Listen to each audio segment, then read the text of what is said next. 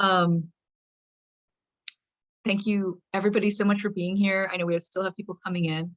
So if you're just getting here, feel free to type in the chat what you'd like to get out of the webinar today, how you're doing. We're actually just going to go straight into how you're doing. So how are you? Feel free to type in the chat how you really, really are. For me today, I am a little sad.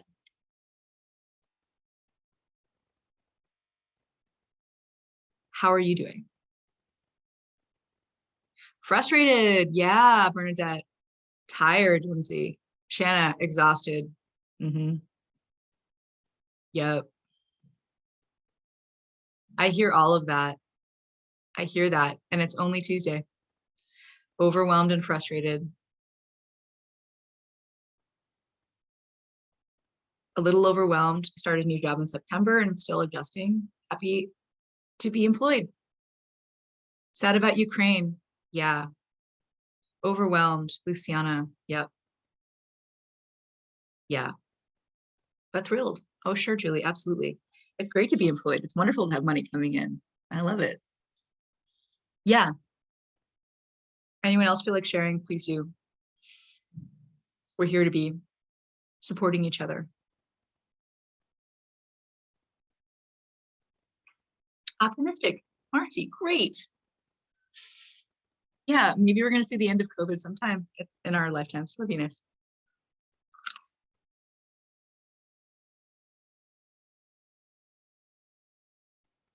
Okay. Thank you for sharing, everybody. I'm hearing a mixture of overwhelmed, tired, optimistic, excited, thrilled. And I get it. I tend to talk really fast and I tend to cram a lot of information into a webinar. So if at any point you're feeling more overwhelmed by the presentation, I encourage you to step back and just rest a bit and then come back to it. Take a deep breath, close your eyes, step away, whatever you need to do. For people who are thrilled and optimistic, awesome, we're gonna have some stuff for you too, I promise. So for some of us, our work life looks like this right now. This is a cartoon where a guy says, Bob won't be working with us anymore. And then there's Bob's responsibilities and his salary. And then the management said, this is for you and for you. And take his responsibilities. He said, have a great day, folks. And he takes the salary. So some of us have just had a lot more work thrust on us and people have left and we haven't really been able to do anything about it. Too true, lol. Yeah, right? So if you're wondering how to stem the tide of people leaving your organization, looking to recover from a toxic workplace, or making DEI stick, or hiring more people, if you haven't yet signed up for the career conference, and I know some people here already have, I encourage you to do that. And there's a link in the chat that I'm just putting there now, if you want to go see more about that. This is what we're going to have at the conference. We're going to have sound baths, networking. We're going to have a recruiter talking about how we can actually work on this talent shortage. There's actually a talent war, is what he told me. It's been happening since January 2021. So healing from the trauma of working in a nonprofit, panels on alternative structures for helping us have more power at work, which is exciting. So like more democratic structures like co-ops or unions, and salary transparency and equity. We're going to have folks from institute.coop talk, people from the Nonprofit Employees Union talk, as well as a guy who's paying every single person at his nonprofit $70,000 a year.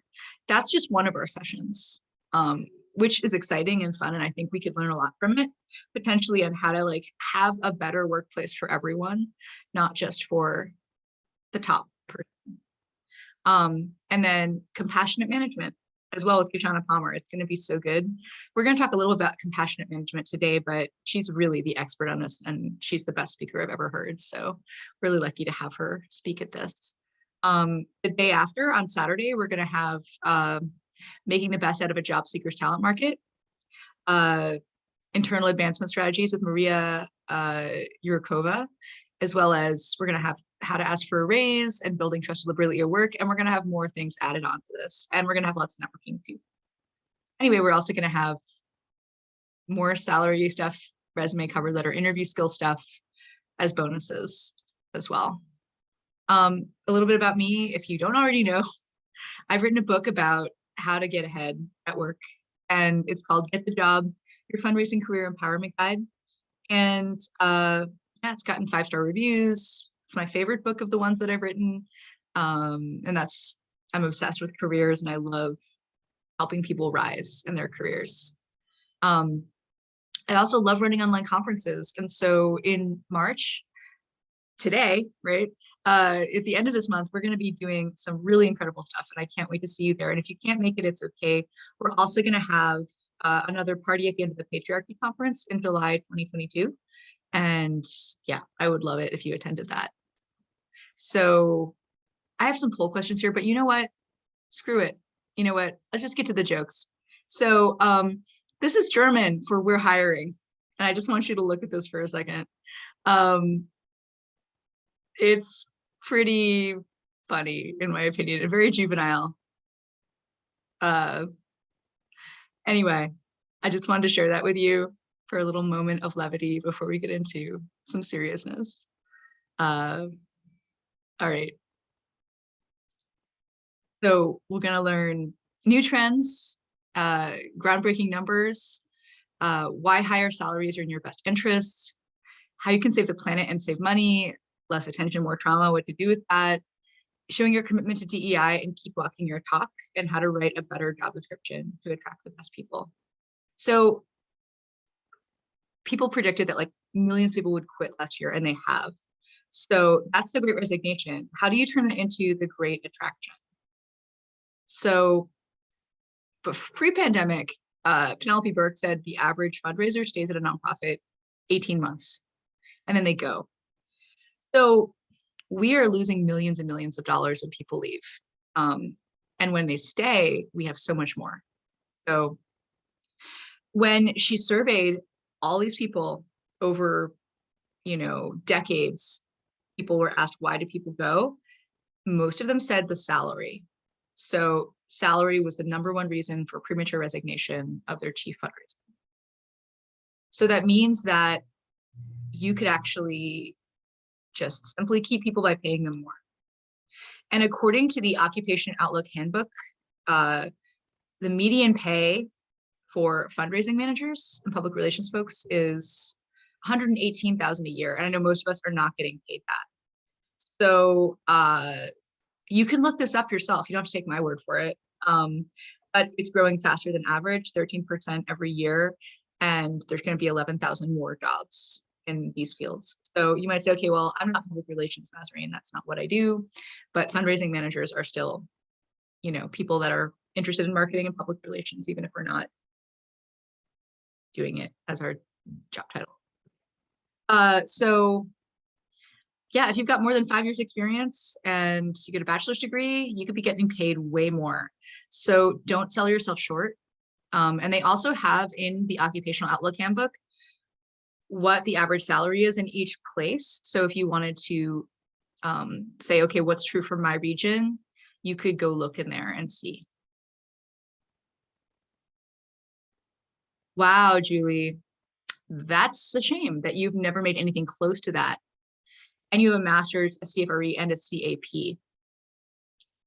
I think you can make more. In fact, I know you can. And I've seen lots of job offers out there now that are in the 6 figures for fundraisers. So now you're a CEO making more. Yay! Well, if you are, and you're interested in like paying your people enough to stay, consider what the trend is. 3 degrees and postgrad, Erica. Oh, absolutely, Julie. I'm sure you do. I'm sure you do. If you value people, definitely pay them above average and beyond. Like 6 figures is a good start. Erica, yeah, I want everybody here to get paid 6 figures. I would really, really love that. It just has to be a safe for retirement and pay for our debts and all of that stuff, So people are leaving because they're not getting enough money. The executive director I'm working with right now in Connecticut, she has had people actually go into sort of like military on-call service and it's wreaking havoc with her whole scheduling for the organization. So people might have to take second jobs and continue to do other things if you're not paying them enough.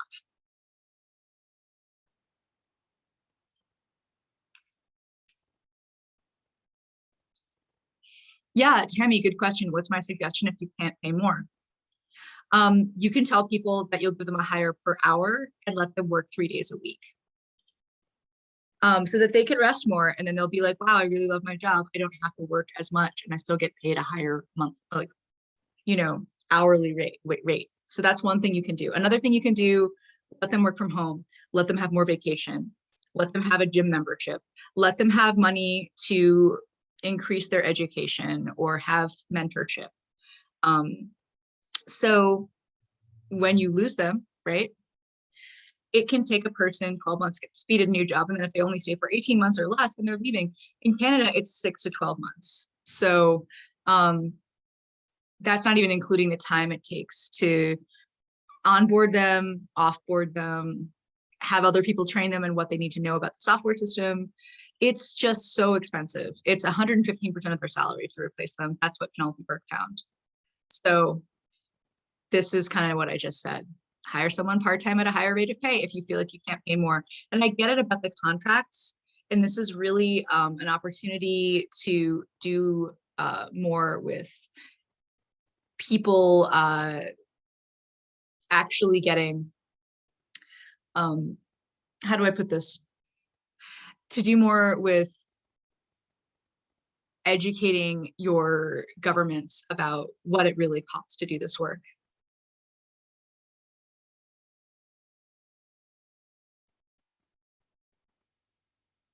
Yeah, sure, exactly. So yeah, and that's an opportunity as well to like really focus on monthly giving this year and major gifts to kind of make up the difference if you have contracts that, have requirements that you're tied into right now. Absolutely.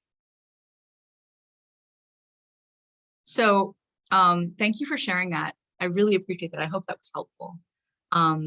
So don't hire someone with no fundraising experience just because we know them and they'll take a low wage. Like I've seen so many women in the last couple of weeks who've been coming to me saying, I'm brand new at my job and I have no mentorship and I'm just expected to raise all this money. And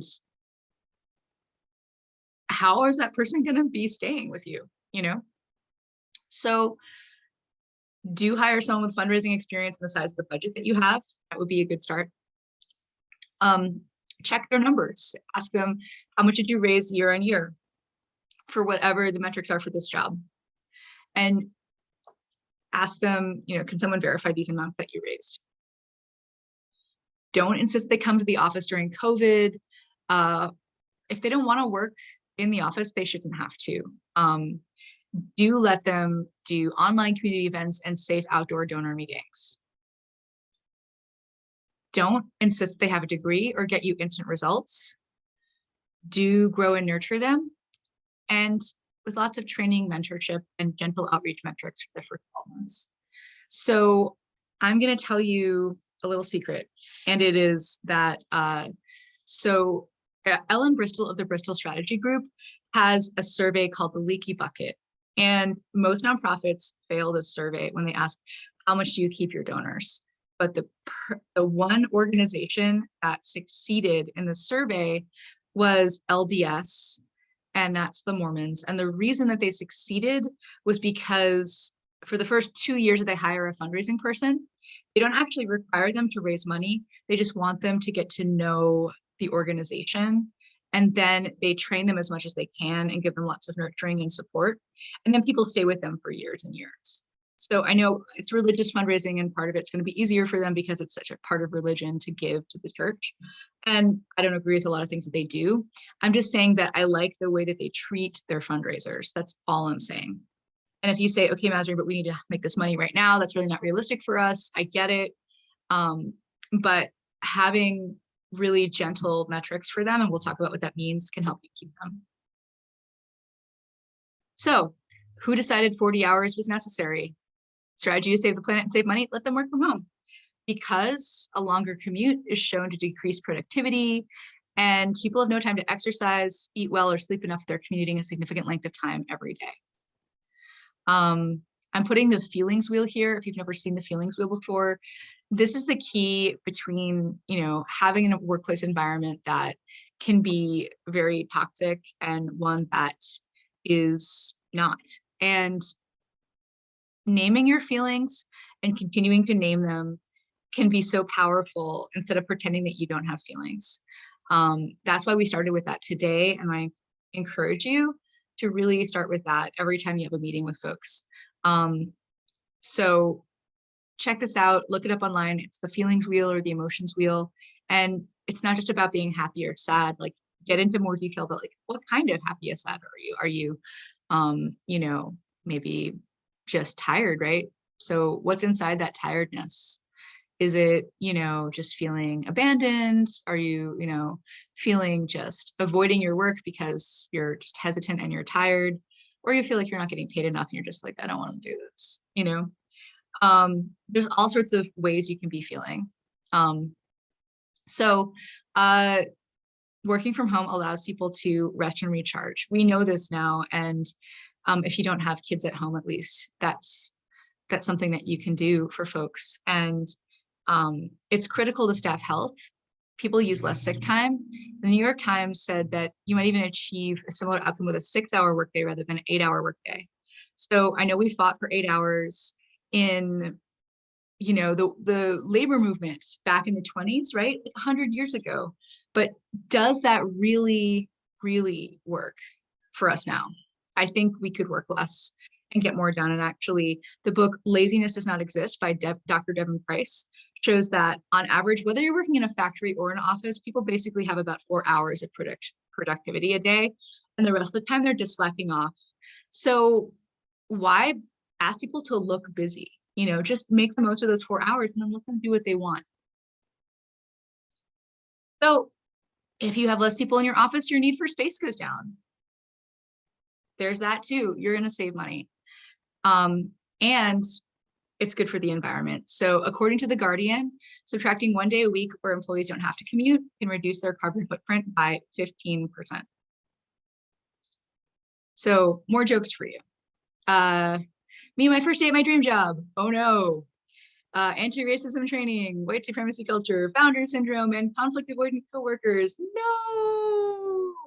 So yeah, sometimes we walk into a situation and we're like, uh-oh, this is not what I thought it was. And this is a hot mess, is what this is. So so I just mentioned Laziness Does Not Exist. There's also a book called Work Won't Love You Back by Sarah Jaffe. And both of those books, I highly recommend. They're like my top 5 books of last year. And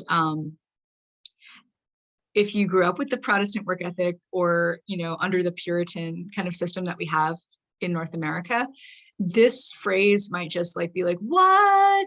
I let my aunt read this book last year and she's like, oh, well, this is bullshit. She doesn't believe any of it, right? But it really, really, it is a really good book. And so another thing you can do if you want to reduce employee trauma right now, if you're trying to hold on to people that are of any culture, look at a DEI firm with budgeted KPIs, which is key performance indicators, and outcomes for every manager and senior level person in your organization. They should be able to put a budget line item to how are we going to keep people? And does it mean we have more training? Does it mean that we start changing the structures of our system? Do we have more of a co-leadership model? Are we going to ask people before we make policies? Are we going to try to involve people more in more of a democratic decision-making process? That could help you with the intersections of oppression at your organization, as well as help you keep people, because if people feel like they don't have any control over their work, they also feel like leaving. So this is a toolkit from CanadianEquality.ca. And this some of the things that they talk about to reduce employee trauma: examine your biases, recognize intersectionality, hold high expectations, support mental health and well-being, challenge power and privilege. We've been talking a little bit about that. mobilizing positive social action. People here are also sad about Ukraine. You know, what if your organization could all get together and say, let's find an organization that's helping folks leave Ukraine and resettle them elsewhere, and we could all donate to them, and then we could feel like at least we're doing something. Critically investigating history. Let's look at critically investigating the present. Why are most nonprofits led by people from the dominant culture? Why are most foundations giving mostly to those nonprofits?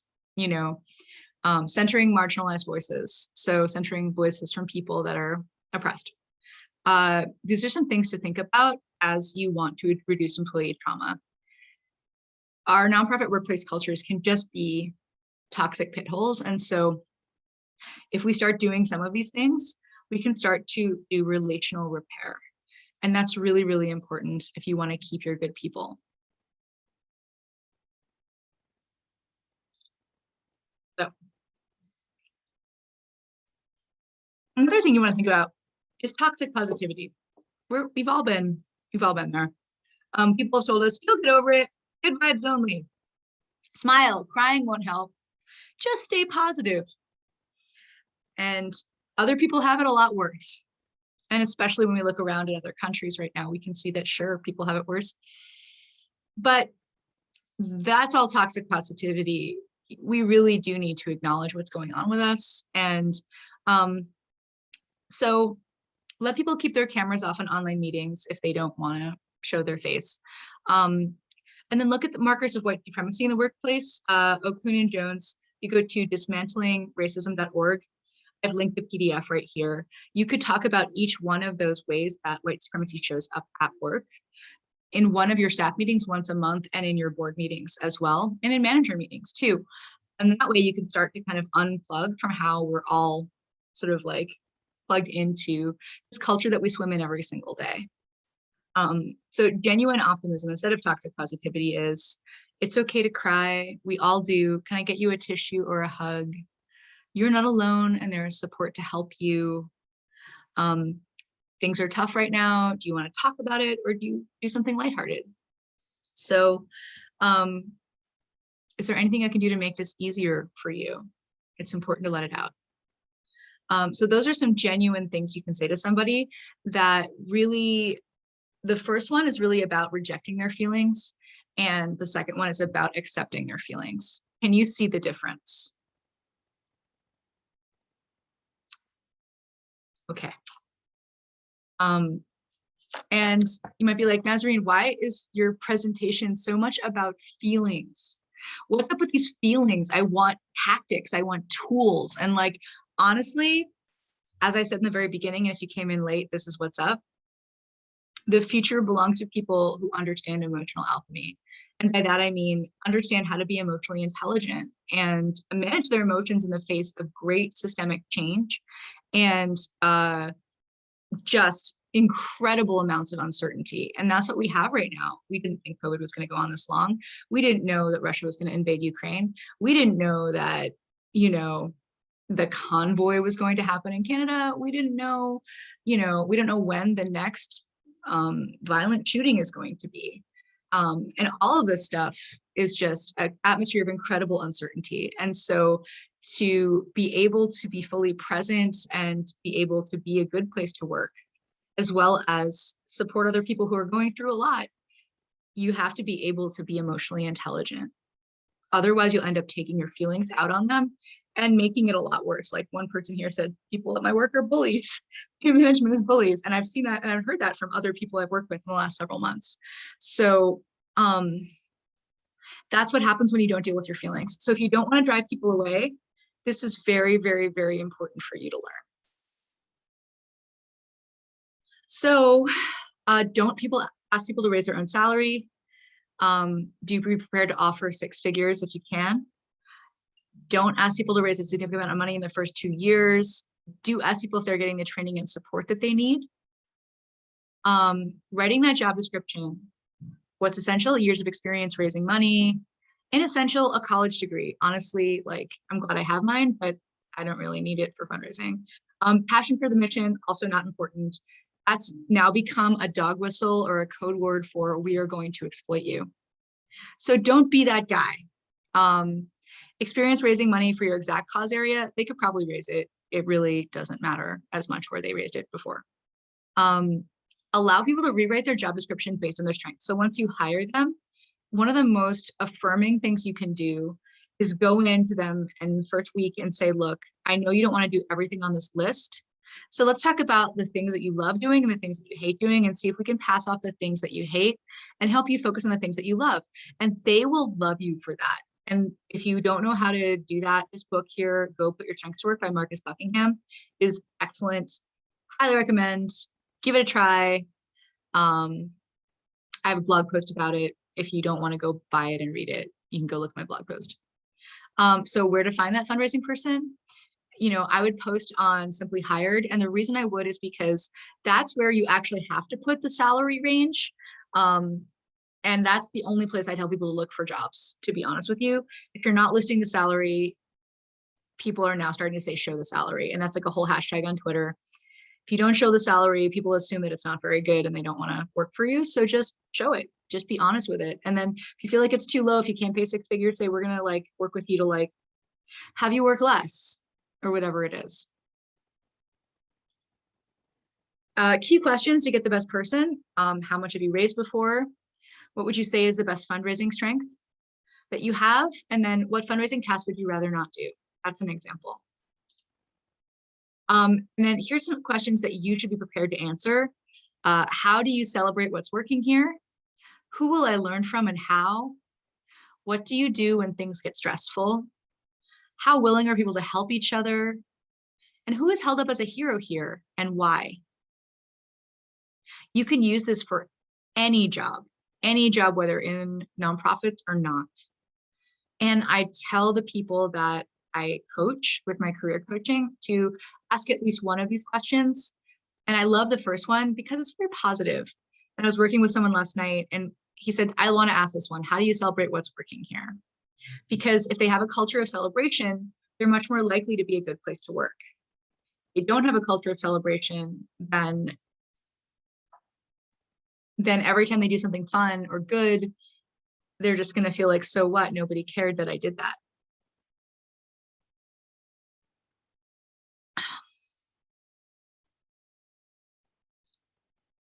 So now people are asking, because of the talent war, could you name 3 people to give you a reference as a manager?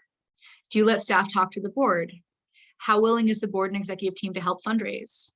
How is DEI woven into each person's job description? Or how are you supporting your staff during COVID? Like that one, I think everyone here should be prepared to answer when you're hiring new people.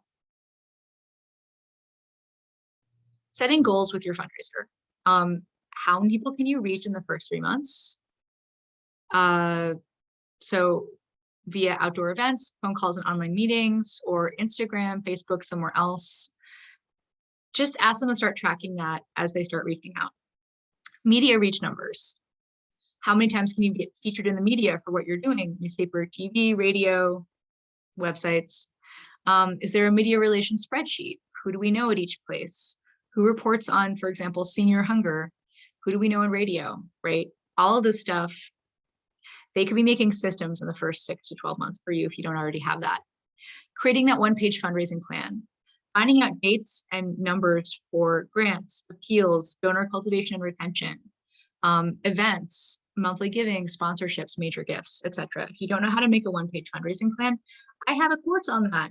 And it's 4 modules. It's really short and sweet, and it works great to just help everybody get on the same page about fundraising. So that's something that they can do in the first 3 months of their job. Once you've established where you were, then you can create targets from that baseline and test other fundraising methods as well. So don't just say, okay, we did this last year, here's what we're going to do this year. Say, we're going to see what worked last year, and then we're going to try something new this year. Like I've been working with an organization that says they want to try the every door direct mail thing just to get more people in their neighborhood aware of their organization.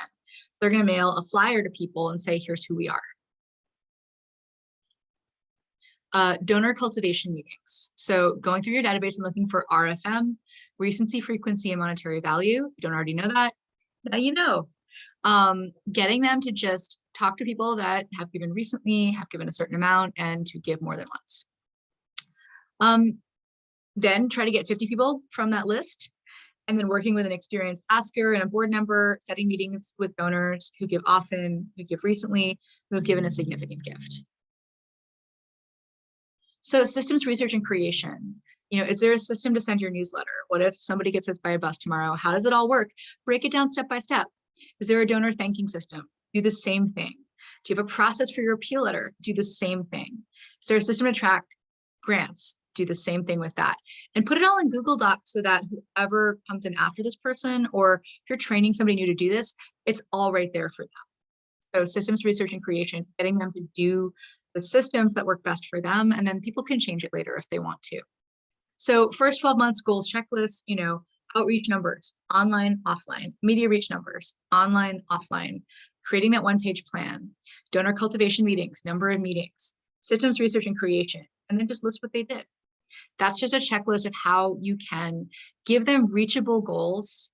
Of course, ask them to fundraise, but also understand that it takes 12 months to get up to speed in a new organization. So be compassionate and gentle with your fundraiser. Unreasonable expectations at 90 days, asking for a huge major gift, getting $1 million grant. I had a boss that told me to do that, getting tons of big sponsorships for that event. Unless it's an old event, like it's probably not going to happen. Doubling your appeal letter return, also unrealistic. Meeting with 50 donors in the first 90 days, unrealistic. Recruiting 3 volunteers to help with fundraising, unrealistic. Getting a front page article in the major newspaper, probably not. Asking them to fill the hole in the budget or raise their salary or raise significantly more in any area, that's a nope. That's a big nope. They're not going to do that in the first 90 days. Reasonable expectations. And here's a joke for you. This is a shot from Friends, Phoebe and what's his name? Ross. Yeah. And one.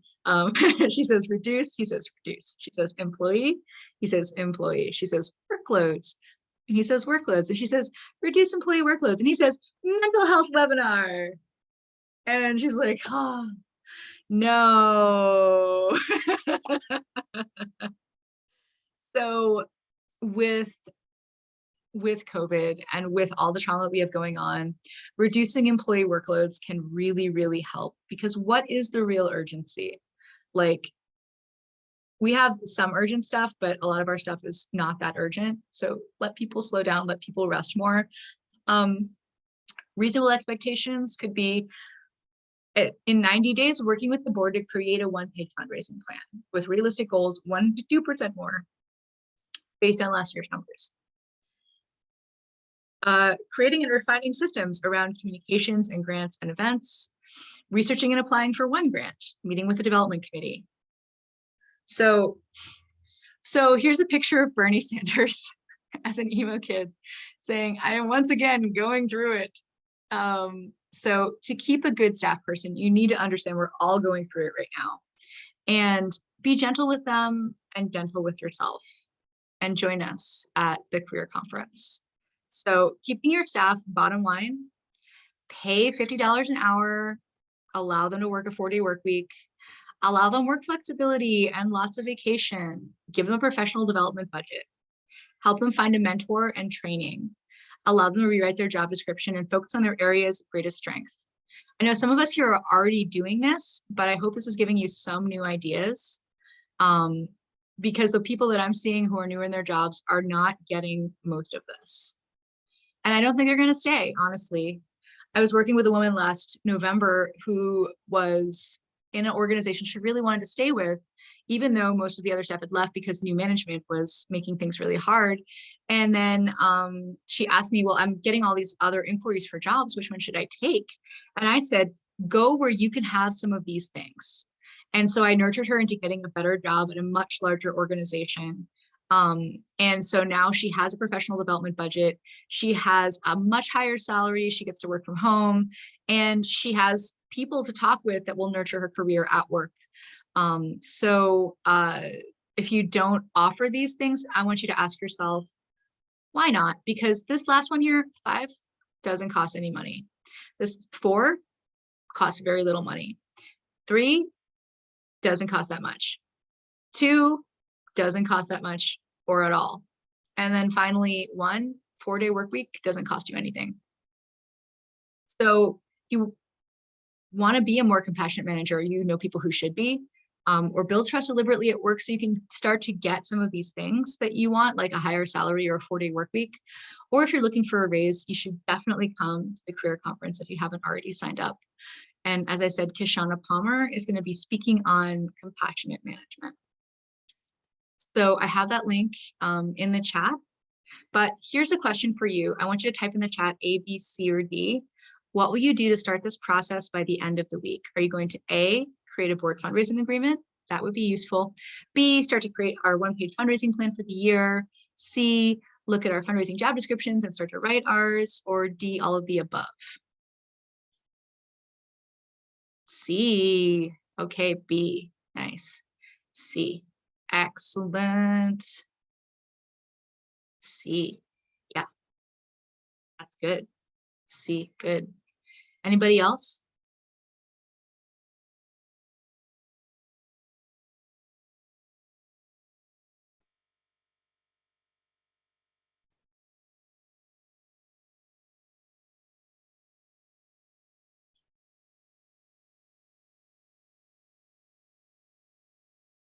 Okay, that's all there is. That's all there is. Looks like most people are going to do C, which is great.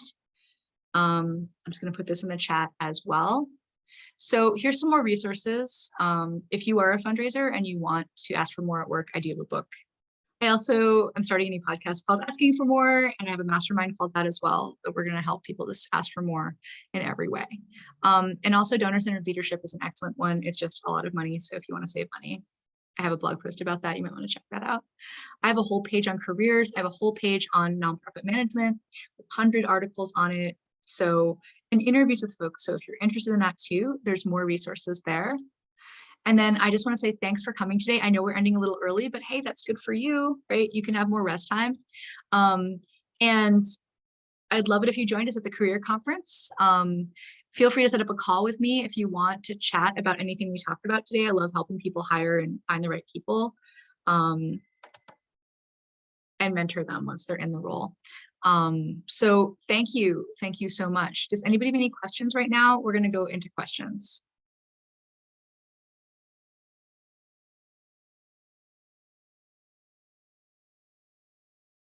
Thank you for being here. And thank you so much for sharing how you're really feeling and what you're really struggling with right now.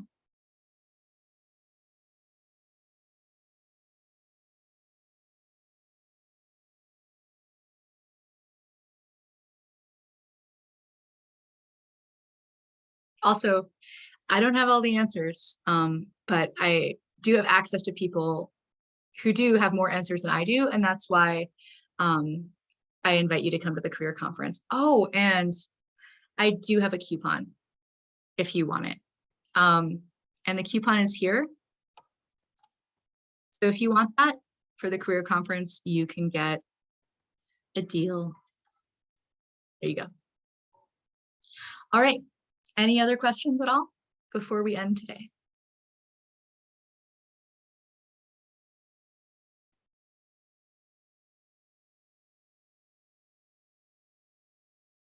Oh, you're welcome. Bernadette, yeah, hey, totally get it.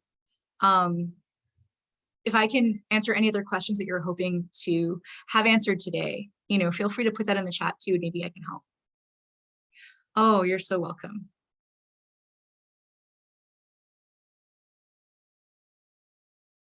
Yeah, let me know other things that I can help answer for you.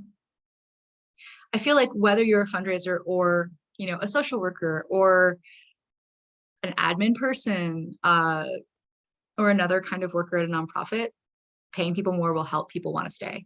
And that's why we're going to have Sean Good speak at the conference, because he's definitely somebody who's paying people more in his tiny nonprofit called Challenge 180. And that was an employee-led initiative that the board backed and then he agreed to. Okay, so if you're executive director of a youth nonprofit and you're trying to fill 2 full-time positions, are these program positions? to manage youth programs. Love to hear more about that.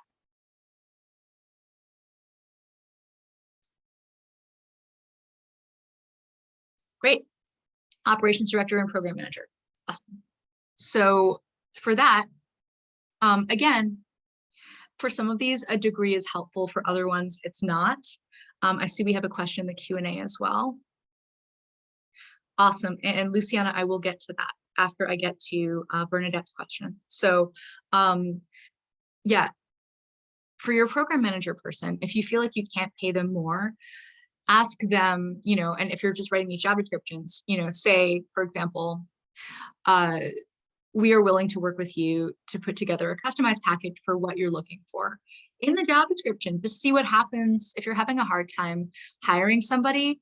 You know, say this, it's going to be a higher amount per hour if it's a lower dollar amount. Yeah. You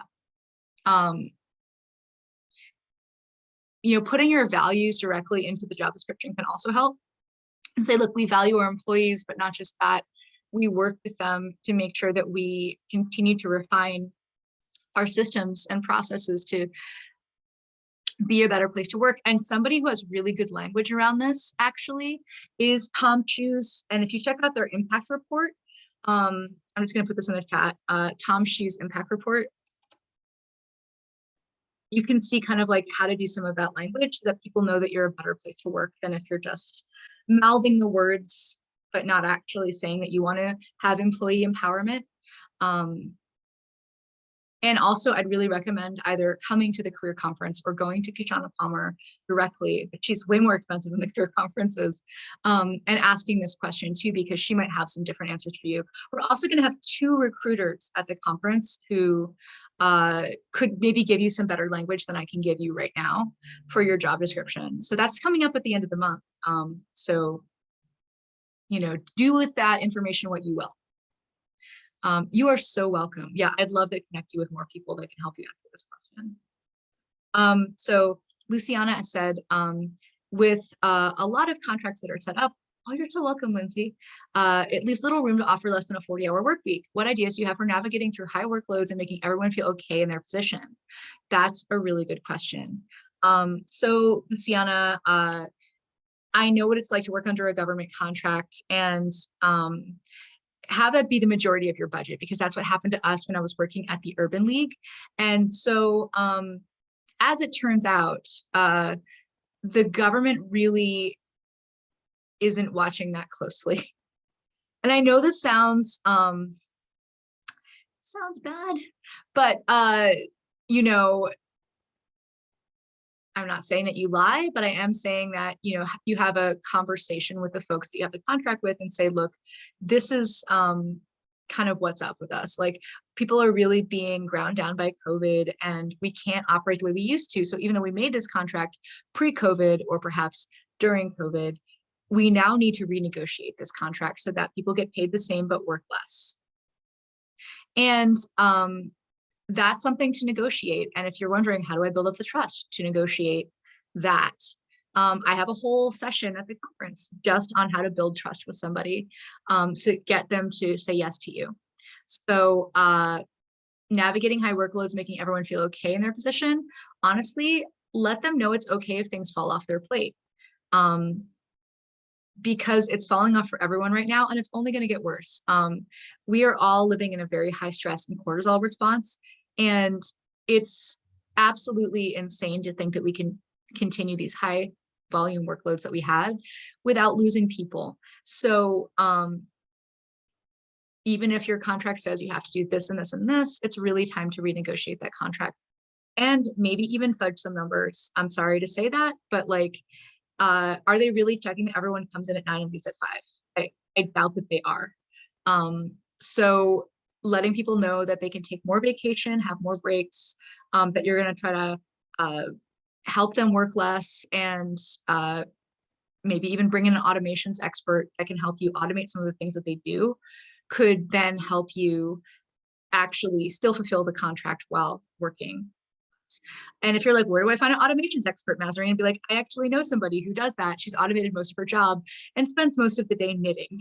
So yeah, we can talk about that too. I hope that was helpful, and I'm sorry if it wasn't.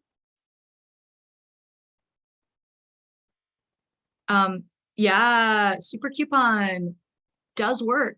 Doesn't seem to be working. Okay, Luciana, tell you what, if anybody here is having trouble with the coupon, we'll figure this out together. So just I'll email everybody afterwards and just double check that it was working yesterday. So yeah, I don't know why it's not right now. um, it should be, and I'll work on that. Thank you for telling me, Luciana. So just I'll email everybody afterwards and be like, hey, this should work for you. Thank you so much. Any other questions before we end? And thank you so much for being here and sticking around.